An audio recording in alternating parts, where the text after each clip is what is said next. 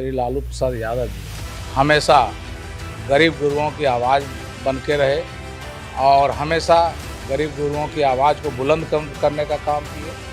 जिस समय स्वर्गीय रामविलास जी थे उस समय जब उनका राजनीति का पतन होने वाला था उस समय राष्ट्रीय अध्यक्ष श्री लालू प्रसाद यादव जी उनको राज्यसभा भेज के उनका अस्तित्व को बचा। नेता अगर गरीब का आवाज़ उठाएंगे तो एक सामंती ताकत एक तरफ पूरा मेजॉरिटी के साथ है, वह इनके आवाज़ इतना केस ईडी के द्वारा सीबीआई के द्वारा कराया गया। तो तेजस्वी यादव जी जो वादा किए वो निभाने का काम किए हैं और उन्हीं पर पूरा बिहार का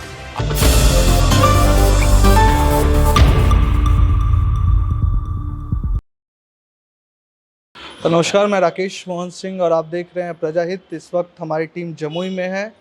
जमुई में लोकसभा कवरेज के दौरान हमने सोचा कि जो यहाँ के स्थानीय राजद प्रतिनिधि हैं डॉक्टर त्रिवेणी यादव, उनसे बातचीत की जाए और समझा जाए कि चिराग पासवान का जो ये केंद्र है जमुई, वो कितना अधिक राजद के करीब है या इंडिया अलायंस से कितनी बातचीत उनकी पूरी हो चुकी है, अंदर अंदर बात फाइनल हो गई है, या वापस चिराग पासवान पीएम मोदी के हनुमान बने रहेंगे।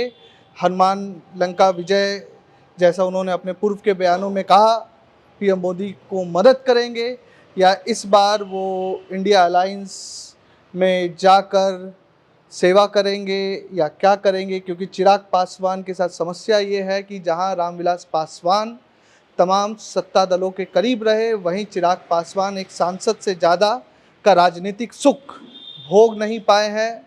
और जब पिता गए उसके बाद चिराग पासवान की पार्टी पाट हो गई। पशुपति पारस पार्टी लेके चले गए, चिराग पासवान अकेले सांसद बच गए, अकेले अध्यक्ष बच गए। तो क्या इस बार चिराग पासवान 2024 के चुनाव में पीएम मोदी के साथ रहेंगे या इंडिया अलायंस से बातचीत लगभग तय है? इसी पर बात करेंगे। स्वागत है सर आपका प्रजाहित में। चलिए, आपके चैनल को बधाई। जमुई से आप राजद का नेतृत्व कर रहे हैं, जानना चाहूँगा मैं ये कि जमुई से सांसद है वर्तमान, चिराग पासवान को लेकर अटकलें बहुत तेज है। लालू प्रसाद यादव के साथ उनके पुराने रिश्ते रहे, उनके पिता के साथ 2009 में लालू प्रसाद यादव ने उनको राज्यसभा भेजने में भी मदद की थी। क्या बात बन सकती है चिराग पासवान की राजद में? क्या स्थिति है? बातें अंदर अंदर स्पष्ट हो गई हैं, सारी चीज़ें फाइनल हो गई हैं? देखिए, आदरणीय राष्ट्रीय अध्यक्ष श्री लालू प्रसाद यादव जी हमेशा गरीब गुरुओं की आवाज़ बन के रहे और हमेशा गरीब गुरुओं की आवाज़ को बुलंद करने का काम किए।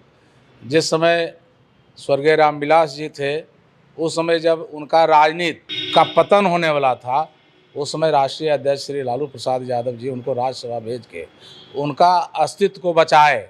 लेकिन रामविलास पासवान जी इनके साथ क्या किए आप लोग सभी जानते हैं। और जहाँ तक बात रही चिराग पासवान जी का, इनसे नज़दीकी और दूरी का, तो ये शीर्ष नेता जाने कि गठबंधन चिराग पासवान जी से करेंगे या ना करेंगे। हम लोगों के ऊपर जिला अध्यक्ष होने के नाते जिला का संगठन के बारे में मजबूती कैसे मिले, इसके लिए हम लोग सभी राजद परिवार यहाँ जिला का संगठन मजबूत किए हुए हैं। महागठबंधन का उम्मीदवार जो भी इस बार आएगा वह जमुई से चुनाव जीत के जाएगा और जो एनडीए का उम्मीदवार आएगा उसका जमानत जब्त करा के हम लोग भेजने का काम करेंगे। आपने बात की लालू प्रसाद यादव की। लालू प्रसाद यादव पे कई तरह के आरोप लगे कथित तौर पर भ्रष्टाचार के, चाहे वो नौकरी के बदले ज़मीन का मामला हो या चारा घोटाले के दंश से अभी तक वो बाहर नहीं निकल पा रहे। तेजस्वी यादव इसको ओवरकम कैसे कर पाएंगे? तेजस्वी यादव जो पुरानी छवि है उसको कैसे कम करके और नए युवाओं को या नया बिहार का जो वो संकल्प लेके चले हैं वो कैसे आपको दिखता है धरातल पर कि वो पूरा होगा? देखिए, जो भी नेता अगर गरीब का आवाज़ उठाएंगे तो एक सामंती ताकत एक तरफ पूरा मेजॉरिटी के साथ है, वह इनके आवाज़ को दबाने के लिए सिर्फ और सिर्फ लालू यादव जी पर इसलिए बीजेपी वाले पड़े हुए हैं कि सिर्फ पूरे देश में एक ही नेता लालू प्रसाद यादव जी हैं जो गरीब के आवाज़ को आज बुलंद किए हुए हैं। उनको डराने धमकाने के लिए इतना केस ईडी के द्वारा सीबीआई के द्वारा कराया गया। और जहाँ तक आदरणीय तेजस्वी यादव जी की आप बात कर रहे हैं, तो उन्होंने चुनावी समय में वादा किए थे कि 10 लाख नौकरी देंगे युवक को और बेरोजगारों को रोजगार देंगे।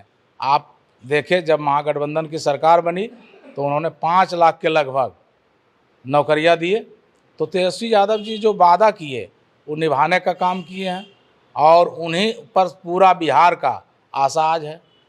अंतिम मैं प्रश्न आपसे लेना चाहूँगा। कर्पूरी ठाकुर भारत रत्न मिला, दो इसी में प्रश्न एक दूसरे से जुड़े रहेंगे।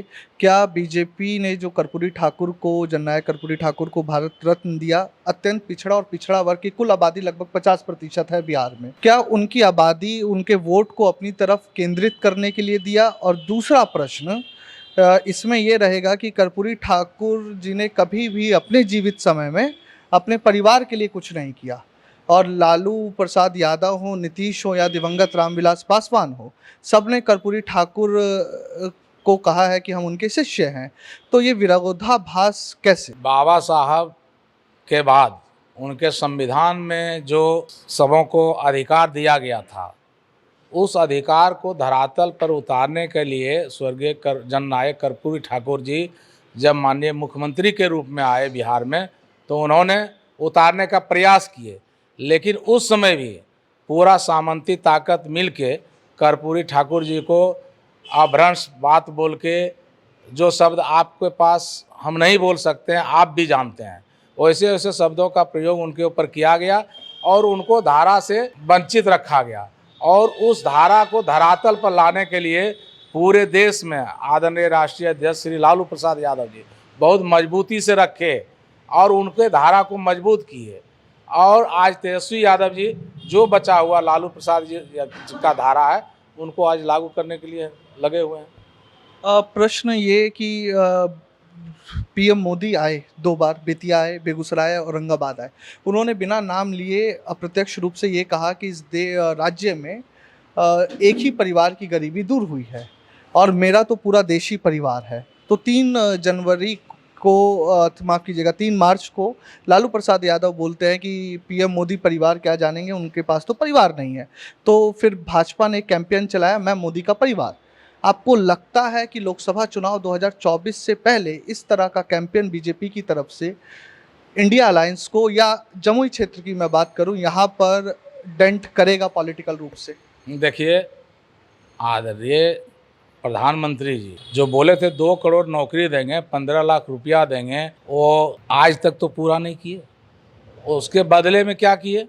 हवाई अड्डा बेच दिए, लाल किला बेच दिए, रेल बेच दिए। गौरव, नीरव मोदी, विजय माल्या, अडानी अंबानी जो पूंजीपति है, उनके संरक्षण में चलते हैं, उनका सरकार है। आज कहाँ वो कर रहे हैं कि किसान का 80,000 रुपया था उसको माफ़ कर दिए, लेकिन 5,000 करोड़ विजय माल्या का था, अडानी का था, उसको माफ़ कर दिए। 10,000 करोड़ रुपया था, उसका माफ़ कर दिए। गरीब की सरकार है कहाँ? ये पूंजीपति की सरकार है मोदी जी की। नहीं, जैसे मोदी जी ने बोला कि पूरा देश मेरा परिवार। अब मोदी जी बोले पूरा देश परिवार है। अरे मोदी जी बोल रहे हैं पूरा देश परिवार है, तो अपना देश परिवार बनावे। लेकिन लालू जी तो पूरा परिवार ही नहीं, बल्कि पूरे परिवार के साथ वो पूरे देश को लेके चल रहे हैं, बिहार को लेके चल रहे हैं। विपक्ष का यही इस आरोप है, सत्ता पक्ष का, कि सिर्फ लालू परिवार का भला हो रहा है। नहीं नहीं नहीं नहीं, लालू परिवार का नहीं भला हुआ, 85% जो लोग यहाँ हैं उसका भला हुआ, A to Z का भी भला हो रहा है। लेकिन गरीब गुरुआ जो दबा हुआ था, आदरणीय लालू जी जब आए तो गरीब गुरुआ जो है उसका आवाज़ को बुलंद किया और उनके अधिकार जो मिलने चाहिए थे उसको लागू किए। बहुत धन्यवाद हमसे बात।